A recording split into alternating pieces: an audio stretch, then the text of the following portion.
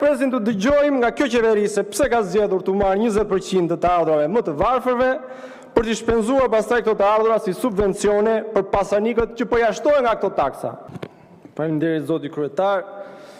Me përkthjen që po diskutojmë sot, do vendosim nëse do ta taksojmë njësoj bukën me parfumin luksoz, nëse do ta taksojmë njësoj kosin me bijuterit që shumë prej kolegëve të nderuar mbajnë në përduar. Kaq e thjeshtë është, si do ta kthejmë e ta rrotullojmë argumentin prap këtu vim.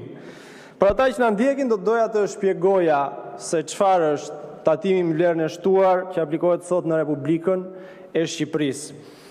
TVSH-ja e aplikuar kështu siç aplikohet sot, siç bën kjo parti pra, që është në pushtet, që vetë quhet socialiste, që vetë quhet parti e majt, pa e aplikuar uniformisht në masën 20% përthuajse të gjitha mallrat e konsumit, jo vetëm që nuk është një taksë progresive, por ajo nuk është as taksë e sheshtë.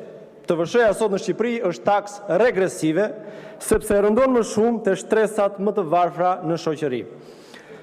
Më të varfrat janë ata të cilët në fund të muajit nuk e heqin dot 1 lek mënjan, sepse i shpenzojnë të gjitha të ardhurat për konsumin ditor, pra për ushqim dhe për veshmbathje. Rrjedhimisht 20% të ardhurave të tyre i merr shteti përmes TVSH-s. Sa herë blejnë bukë, sa herë blejnë kos, ata blejnë 20% më shtrenjtë se sa po të mos kishte TVSH. Kush hyn në këto kategori? Po, pensionistët për shembull që 180.000 lek pension nuk mjafton as për të ngrënë, lere për të hequr ndonjë lek mënjan. Ata që jetojnë me ndihmë ekonomike, të sëmurët, invalidët, studentët që punojnë me kohë pjesshme, punëtorët me pagë minimale, punëtorët e fasonerive, sanitaret. Me pak fjalë, kush punon për të jetuar e për fat keq edhe jeton për të punuar, 1/5 ose 20% të ardhurave të tyre ja kalon kësaj qeverie përmes TVSH-s pra. Se çfarë bën me këto para pastaj kjo qeveri është një muhabet tjetër.